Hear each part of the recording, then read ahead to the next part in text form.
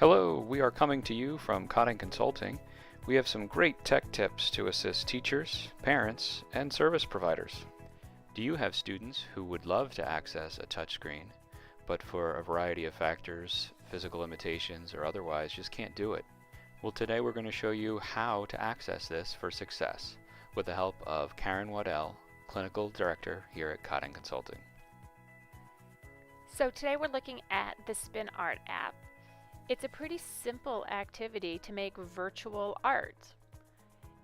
If your students can't touch this touchscreen, we want to identify the motor acts that will allow them to use switches to do that. So for this activity, we've looked at two motor components, starting and stopping the spin and drawing on the screen. Now, there's a bunch of other motor acts, but we're going to have a partner take care of those for now. We're going to need a little hardware to get this done.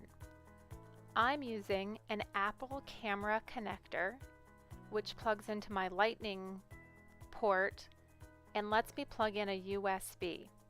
That's my Don Johnston switch interface. And into that, I'm going to be using two specs switches. There are lots of hardware options that will work with the iPad for switch access. These are the ones that I had in the office today. We're going to jump ahead a little bit.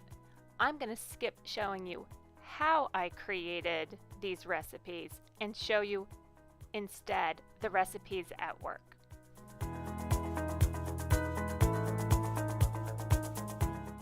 The first motor act the student is going to do is activating the spin. You'll see that after the switch is activated, a dot shows up on the screen and the paper starts to spin. Next, our partner is going to select the color,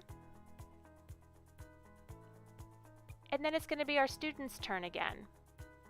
They're going to activate the switch, and you'll see that the dot picks the paint tool and then scrolls up and down on the page. We just explored with that motor act to determine which motor act makes the best picture on the screen. Okay, so I promised I'd show you how you get this programming done.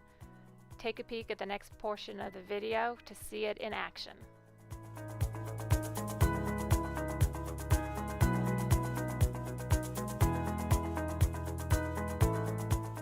What? That was too fast? You couldn't do it?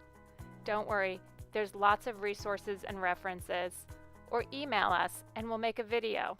Thank you for joining us today. We hope you enjoyed this video. Feel free to comment below, and if you have any questions about Cotting Consulting Services, you can reach us at cotting.org.